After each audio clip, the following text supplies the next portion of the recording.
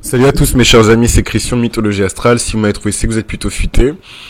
Et aujourd'hui, on va parler de la météorologie astrale de mars-avril, on va dire. Mars-avril, plutôt mars qu'avril, mais allons-y. Donc, en mars, je pense que le plus important, c'est de vraiment profiter des derniers résidus de l'énergie du poisson. C'est la fin d'un transit saturnien, c'est la fin d'un transit neptunien, c'est les transits qui sont extrêmement longs, c'est des cycles aussi qui sont extrêmement longs, et évidemment de notre vivant, on ne va pas revivre un transit de Saturne ou de Neptune en poisson, c'est impossible. Donc vraiment profiter en fait de cette énergie et de la dernière immersion dans l'océan du poisson avec l'aide de Saturne, parce qu'en fait faut parler français. Si Saturne c'est un principe qui est structurant, qui est édifiant, c'est un principe qui est clarifiant aussi pour certaines personnes et dans certains contextes, de solidification, de constance, etc. Je pense que maintenant et les années qui ont vraiment précédé en fait ce moment n'a jamais été un meilleur timing pour justement sonder le subconscient, sonder l'inconscient collectif, sonder la nature de Dieu, sonder la relation entre la créature et le créateur. Parce que justement, on a cette espèce de ceinture de sécurité saturnienne qui nous permet de voyager de manière sécurisée dans ces dimensions. Il n'est pas sûr que lorsque Saturne va sortir du poisson, on ait à nouveau le même degré de compréhension et de structure par rapport à cette énergie-là. Donc, moi, je sais pas, je sais, mais en même temps, je sais pas, faut parler français, je sais pas tout non plus, je suis pas devin. Mais pourquoi j'ai dit je sais pas? Parce que à la fois, les gens sont contents, je pense, que Saturne sorte du poisson, et de l'autre, moi, je ressens déjà une espèce de nostalgie, un pressentiment en fait que quelque chose de grand est en train de se terminer. Faut jamais oublier Saturne en poisson. C'est le Saturne des romantiques. C'est un Saturne notamment qui marque une ère du romantisme. Et en vrai, de vrai, si demain on devait faire une étude quantitative et parler, ou en tout cas nommer et identifier le sujet dont la jeunesse, d'ailleurs pas forcément que la jeunesse, mais dont les gens parlent le plus sur les réseaux sociaux, c'est les relations. C'est les relations et c'est particulièrement les relations avec des sentiments qui sont impliqués. C'est pas votre relation avec votre facteur, votre relation avec votre contrôleur des impôts. C'est des relations amicales, c'est des relations familiales, c'est des relations amoureuses, des relations romantiques, professionnelles. C'est ces relations-là dont on parle.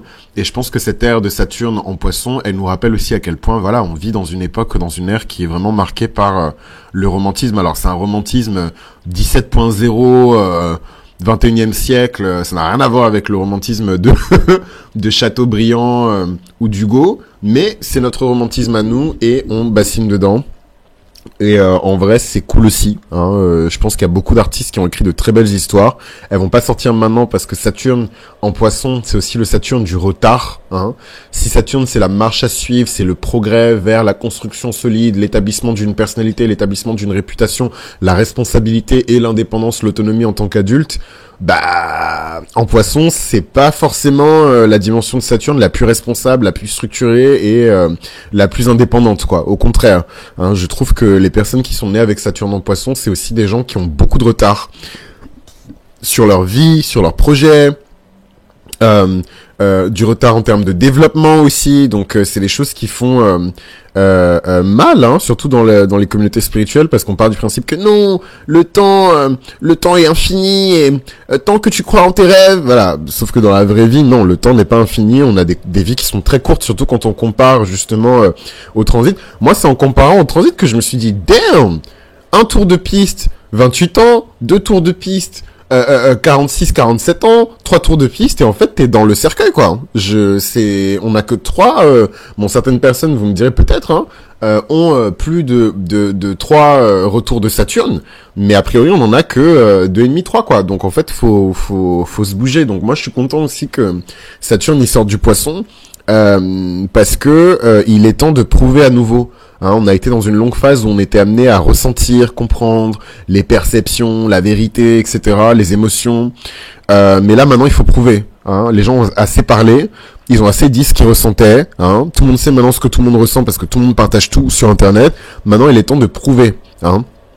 Et là, on peut le ressentir déjà, cette espèce de glissement vers une réalité, vers un ailleurs qui est encore insaisissable pour le moment, puisqu'on a nagé dans une mer de vision, parfois d'illusion, de confusion, d'extase, de mirage, et on a été pris entre la dissolution et la révélation. Évidemment, on peut pas dissocier les deux, hein. On se perd pour se trouver. Hein. L'archétype du poisson, c'est pas juste un archétype qui est intrinsèquement négatif.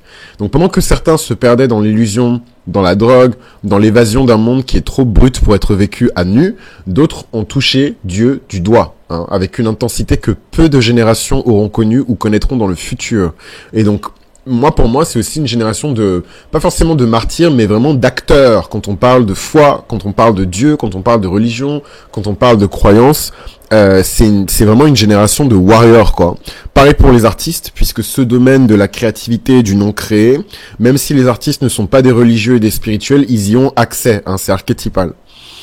Donc cette concentration unique de l'énergie du poisson sur Saturne, sur Neptune, et donc là on n'y est plus, mais il y a quelque temps sur Vénus qui était exaltée aussi en poisson, ne se reproduira plus de notre vivant. Hein. L'univers nous a donné une fenêtre, une dernière grande plongée dans l'inconnu avant que l'axe ne change et que la Vierge vienne remettre de l'ordre dans ce grand délire cosmique. Et donc, avant que la vague ne se retire, prenons un instant pour méditer sur son influence. Sur chaque ascendant, on va parler de l'influence, évidemment, de Saturne en poisson sur chaque ascendant.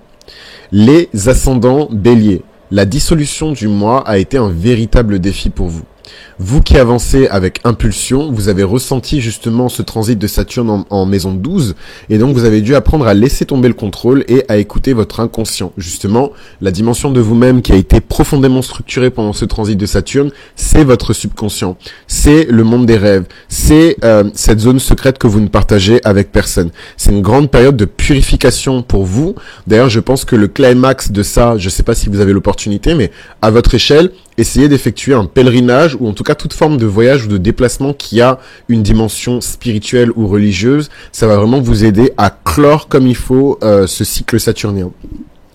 Les ascendants taureaux, vos idéaux et vos rêves ont été mis à dure épreuve. Vous avez compris que toute structure est illusoire et que même les plus grandes certitudes peuvent se dissoudre.